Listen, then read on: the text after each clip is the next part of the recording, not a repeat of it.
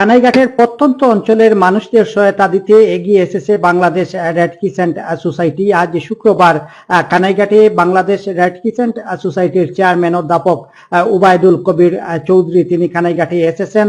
উপজেলা পরিষদের নবনির্বাচিত চেয়ারম্যান রেড ক্রিসেন্ট সোসাইটির কেন্দ্রীয় ব্যবস্থাপনা কমিটির সিনিয়র সদস্য আলহাজ মোস্তাক আহমদ পলাশ, এছাড়াও সিলেট জেলা রেড ক্রিসেন্টের সেক্রেটারি সহ ঊর্ধ্বতন কর্মকর্তাগণ উপস্থিত রয়েছেন।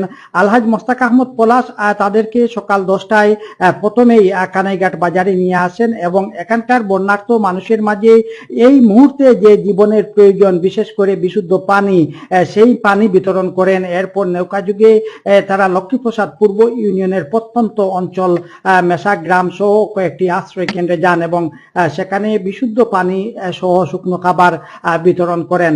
দুপুরের দিকে বাংলাদেশ রেড ক্রিসেন্ট সোসাইটির চেয়ারম্যান অধ্যাপক উবায়দুল কবির চৌধুরী জানিয়েছেন তারা কানাইঘাটের প্রত্যন্ত অঞ্চলের গ্রামে গিয়েছিলেন। সেখানকার মানুষ এখনো পানির মধ্যে রয়েছেন, হাঁটু পানির মধ্যে দাঁড়িয়ে সেই বানবাসী মানুষকে তারা শুকনো খাবার ও বিশুদ্ধ পানি দিয়েছেন।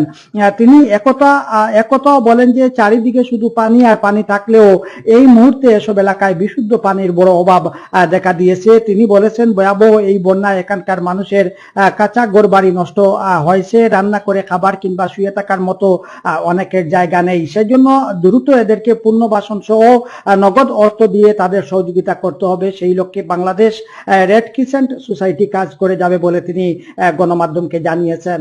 আমিনুল ইসলাম, কানাইঘাট, সিলেট থেকে।